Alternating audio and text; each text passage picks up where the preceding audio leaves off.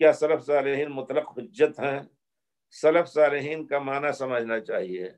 سلف وہی ہیں جو سب سے پہلے سلف پیارے رسول اور پیارے رسول کی اتباع کرنے والے، قیامت تک وہ سب سلف صالحین ہیں انشاءاللہ۔ والذین اتبعوہم بإحسان، اچھے انداز سے ان کی اتباع کرنے والے تو سب سلف ہوئے، اور انہی کی طرف نسبت کر کے آپ اپنے کو سلفی خم ٹھوک کر کے کہیں، اس میں شرمانے کی ضرورت نہیں ہے۔ جبکہ لوگوں نے مختلف قسم کی انتسابات کی ایجاد کر لی، تو آپ کو حق ہے کہ آپ اپنے کو سلفی کہہ کر کے اور اپنے منہج کو کی دعوت دینے کی کوشش کریں۔ تو سلف صالحین سب حجت ہیں اس معنی میں کہ ان کے عمل کو دیکھا جائے گا۔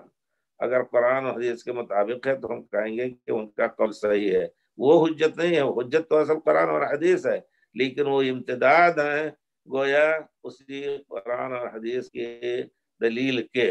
تو سلف صالحین کے نام سے کوئی مشہور اگر ہے کہ آدمی سلفی ہے، پھر بھی اس کے قول کو دیکھا جائے گا، اگر مخالف سنت ہے تو اس کو قبول نہیں کیا جائے گا، باقی کو قبول کیا جائے گا۔ اور ایک غلطی سے ان کو مبتدع کہنا، یہ ایک غلطی کی بنا پر لوگوں میں شور کرنا کہ نہیں ان سے نہیں لیا جا سکتا، یہ اس زمانے کے فطروں میں سے ہے، اس سے دور رہنے کی کوشش کریں۔ تو آپ کا سوال کیا سلف صالحین مطلق حجت ہیں؟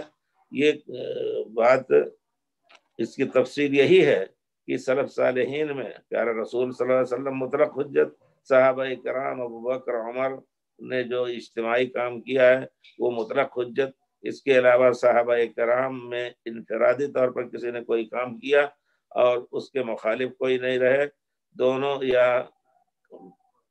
کچھ صحابہ کرام ایک رائے کی طرف، دوسرے دوسری رائے کی طرف، تو وہاں ہمیں اختیار ہوگا کہ کوئی بھی ان میں سے کسی کی رائے کو لے کر کے حجت بنا لیں انشاءاللہ۔